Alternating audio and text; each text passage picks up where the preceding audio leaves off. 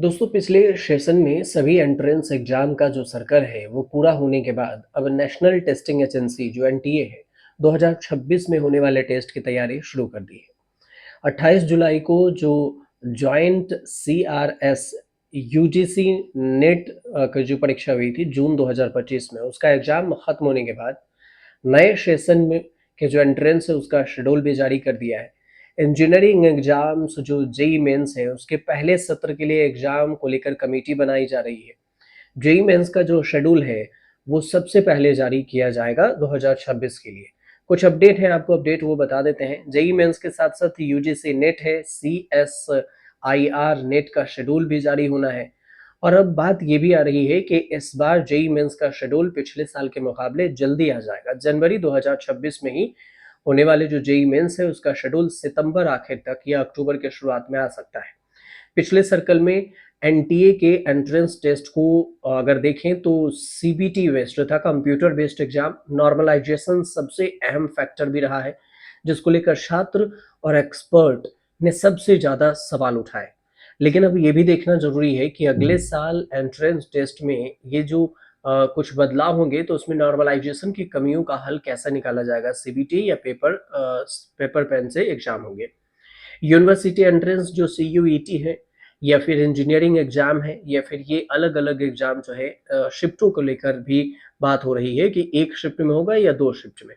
Normalisation के कारण जो मार्क्स हैं उसमें मूल मार्क्स समान पाने वाले जो दो छात्र हैं उसके रिजल्ट में काफ़ी गैप भी देखने को मिला था। तो करियर काउंसलर का ये भी कई बार एग्जाम्पल्स के द्वारा ये भी बता रहे हैं कुछ एक्सपर्ट हैं जो कि किसी परीक्षा में दो अलग अलग शिफ्ट में एग्जाम देने वाले दो छात्रों के जो अंक हैं 100 हैं, लेकिन नॉर्मलाइजेशन के फॉर्मूले के बाद एक छात्र के नंबर 100 से बढ़कर 115 हो गए और दूसरे के नंबर 100 से घटकर 85 रह गए। तो इस तरह से मूल अंक समान होने के बाद भी फाइनल रिजल्ट में काफ़ी अंतर हो गया। तो इस पर भी नॉर्मलाइजेशन पर भी ध्यान दिया जाएगा। तो नॉर्मलाइजेशन की जो मौजूदा प्रक्रिया है, फॉर्मूला है, उसमें काफ़ी कमियां हैं जो छात्रों के साथ न्याय नहीं करती है। ये भी बात है कि जो क्वेश्चन पेपर हैं उसमें बहुत ज़्यादा अंतर ना हो इसका भी ध्यान रखा जाएगा। सिंगल शिफ्ट में एग्जाम जैसे मेडिकल नीट एग्जाम होता है वैसे होगा। 20 लाख से ज़्यादा छात्र बैठते हैं एक साथ। तीसरा विकल्प ये भी हो सकता है कि जिस तरह से सीयूईटी में पहले हाइब्रिड मोड हुआ करता था, ज़्यादातर आवेदन विषयों के पेन पेपर मोड में हुआ करते थे, वैसे हो सकता है कि हाइब्रिड में भी एग्जाम हो सकता है, सीबीटी को हटा दिया जाए। अब पूरे देश में जो विरोध प्रदर्शन है वो छात्रों का वो रहा है कि अगर कोई परीक्षा एक ही शिफ्ट में होती है तो एक ही क्वेश्चन पेपर सभी छात्रों के लिए होता है। लेकिन यही स्थिति नॉर्मलाइजेशन में नहीं होता है, अलग अलग बदल जाता है।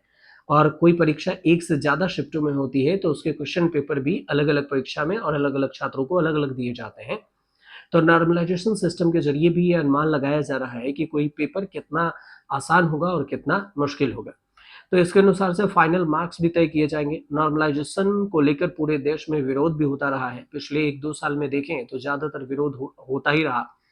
तो इसमें एनटीए द्वारा एग्जाम कराया जाता है एंट्रेंस टेस्ट, उसमें भी सुधार की बात हो रही है। साथ ही छात्रों का जो परीक्षा सिस्टम है उसमें विश्वास बनना भी जरूरी है।